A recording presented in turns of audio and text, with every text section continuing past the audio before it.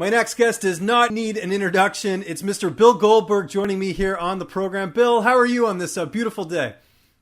Oh, it's a pleasure, man. It's look at the background, man. Sunny Southern California weather. You can't complain. That's fantastic, and appreciate you doing this. Kind of an interesting story for those who don't know.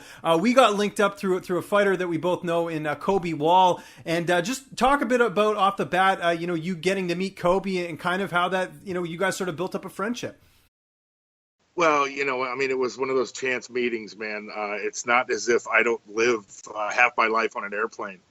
And it was the second leg of a trip back from London that my wife and I took probably a month ago.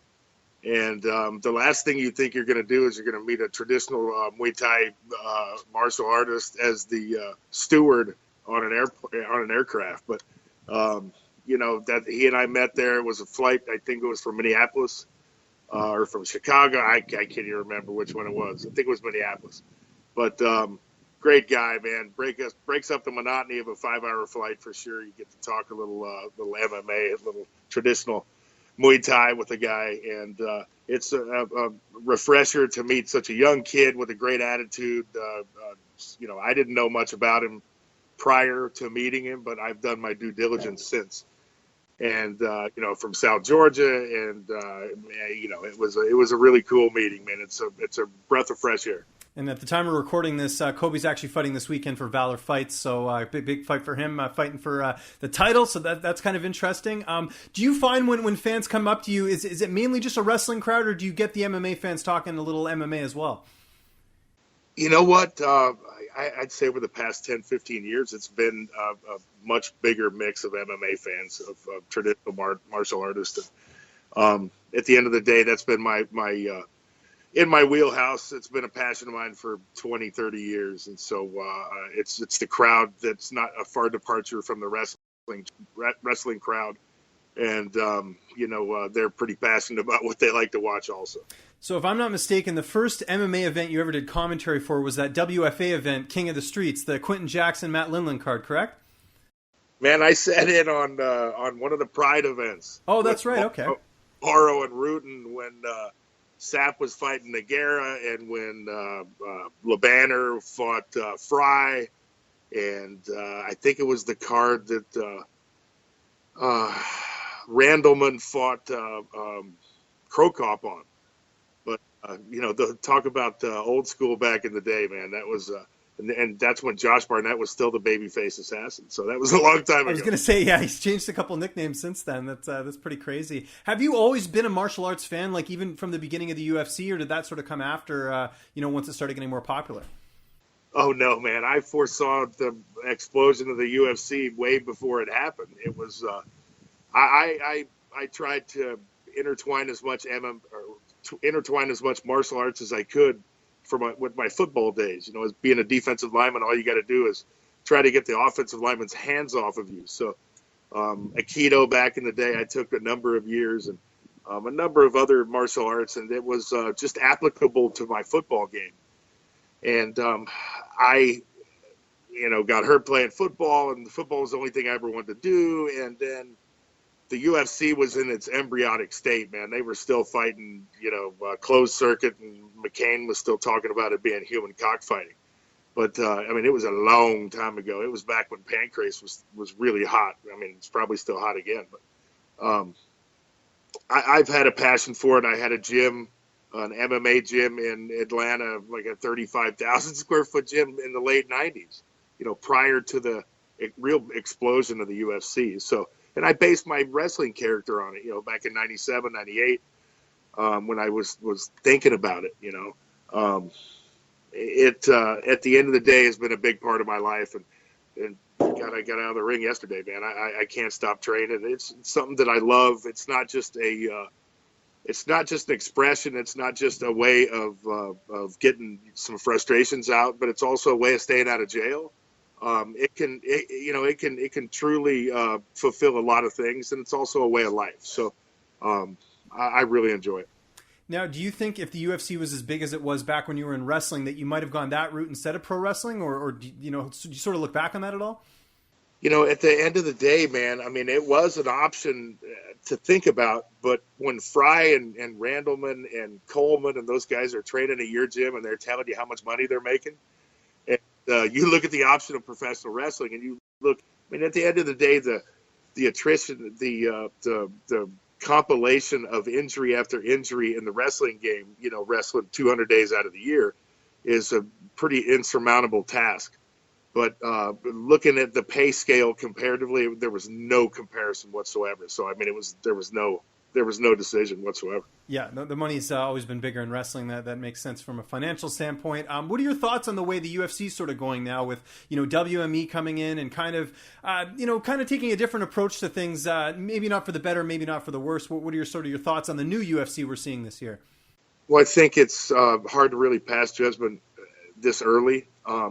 Give them a full year under their belt with the ownership and I don't know. I haven't spoken to a lot of the fighters as far as the inside information. No offense to you or anybody else in the press, but man, you can't trust a lot of stuff you read these days. So I like hearing it from the horse's mouth. And so we'll see, man. I always hope for the best for the fighters. At the end of the day, those are the grunt guys. Those are the guys that put it on the map. Those are the guys that keep it going, and those are the guys that put asses in seats. And without them, you would have no product. So they need to have some type of health care. There's a lot of things they need to have, but at the end of the day, they need to have the best treatment possible. So that's who I'm pulling for. Now, I first remember you in MMA with Elite XC and just the work you did with them. And of course, I don't think you get enough credit for this, but the whole Nick Diaz quote, "Don't be scared, homie," actually came from a situation you were involved with KJ Noons and his family and the Diaz brothers. When that happened, did you think that was going to blow up as big as it did, that video clip? Well, the one thing that I didn't think was going to happen was everybody's going to blame me and say that it was staged. Right. Just because I came from a bit of a fictitious world at the time didn't mean that I had anything to do with that. I didn't have anything to do with KJ and his dad trying to, find those guys all night and vice versa after the event was over.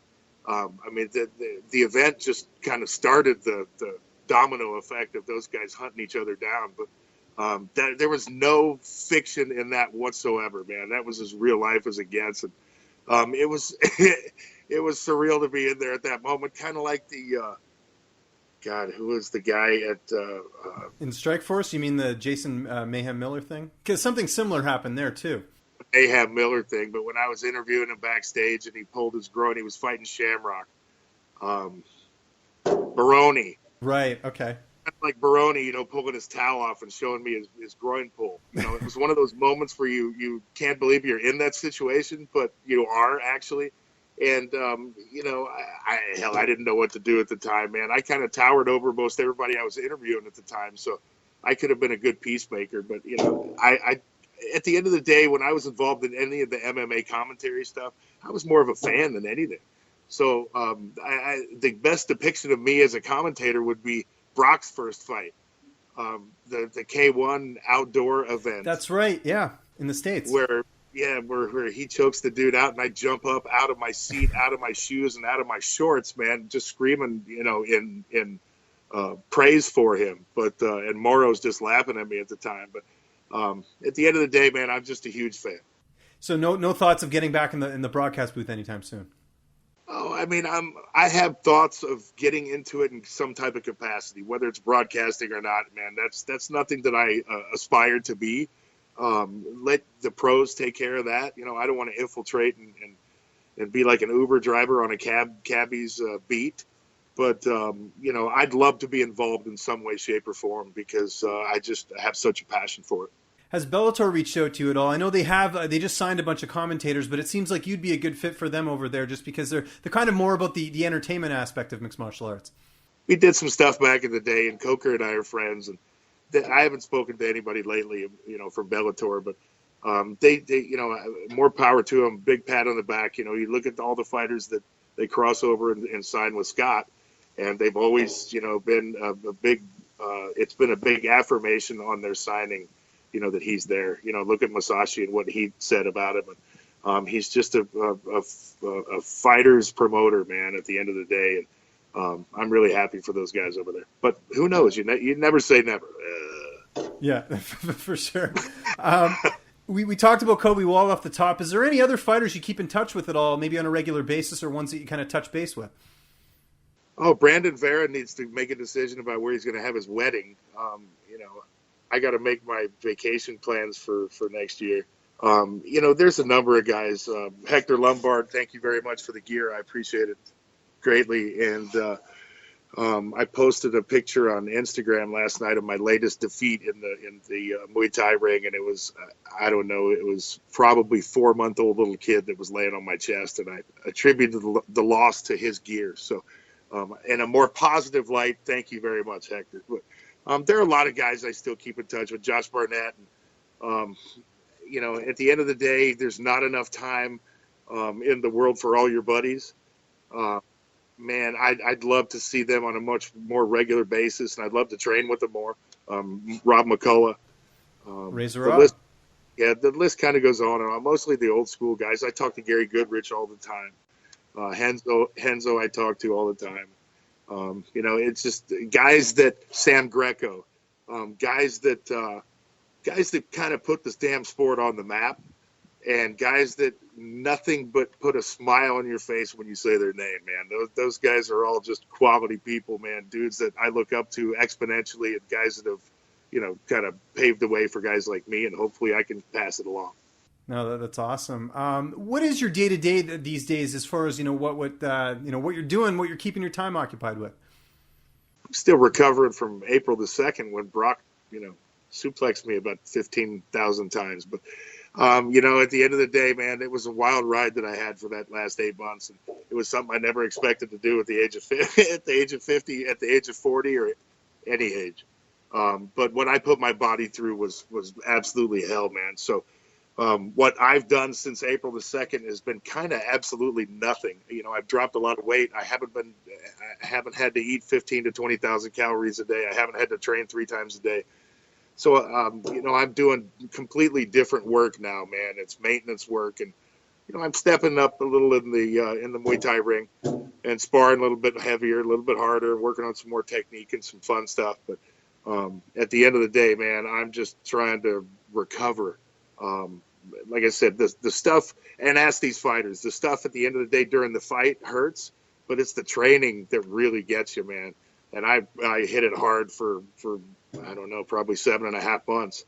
And I wouldn't change it for the world. It was a wonderful experience. I'm extremely honored to be put in the situation to try to pull something like that off. But at the end of the day, man, Goldberg needs a little bit of a rest. That's for damn sure. Absolutely, and well deserved.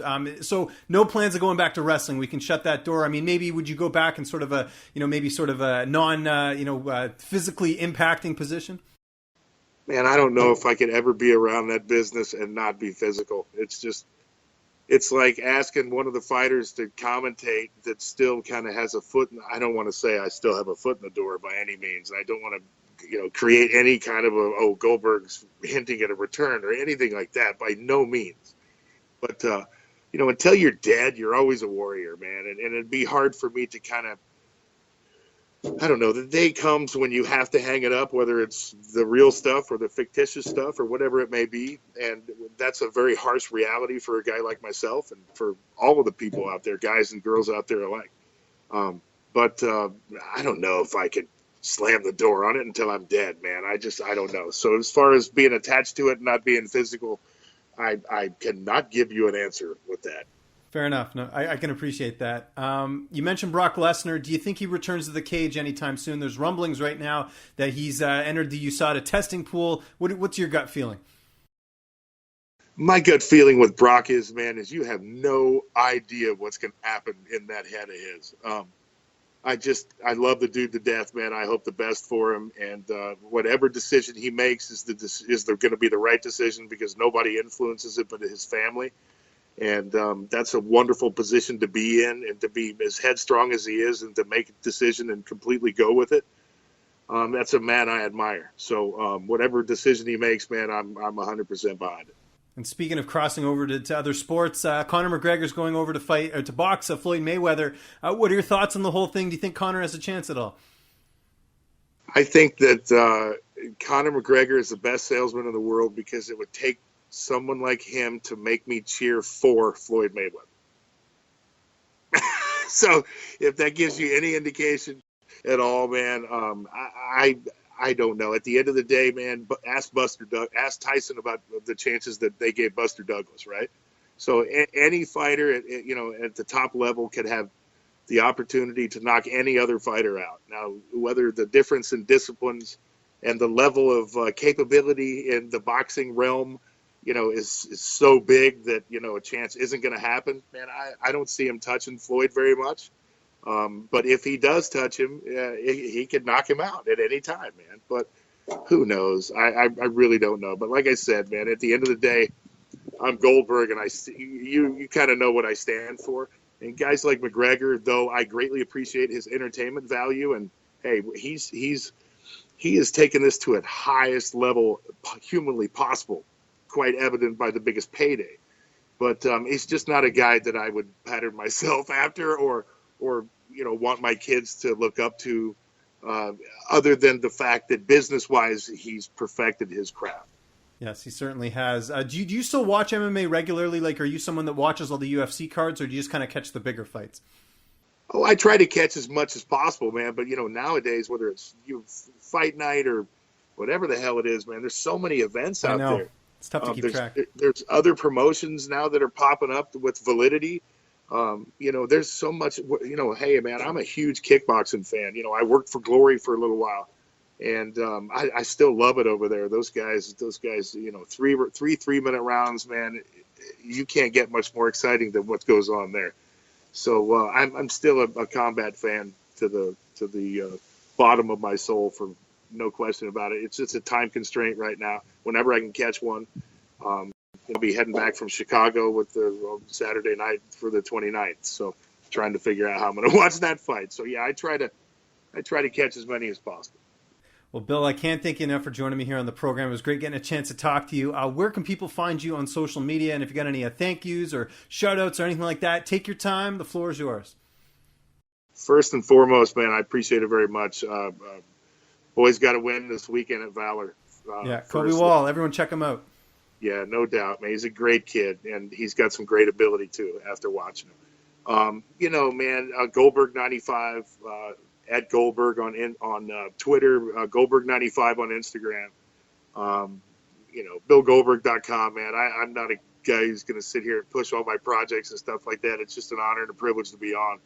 And the crowd is the wrestling crowd too, man. So who's next? Everybody out there, man. And you'll see me somewhere soon. I think I'm doing this episode of the Goldbergs finally here next month. So that'll be a very interesting appearance for me. So I'll be bouncing around doing movies and TV and car shows and stuff like that. At the end of the day, man, it's an honor and a privilege to be on.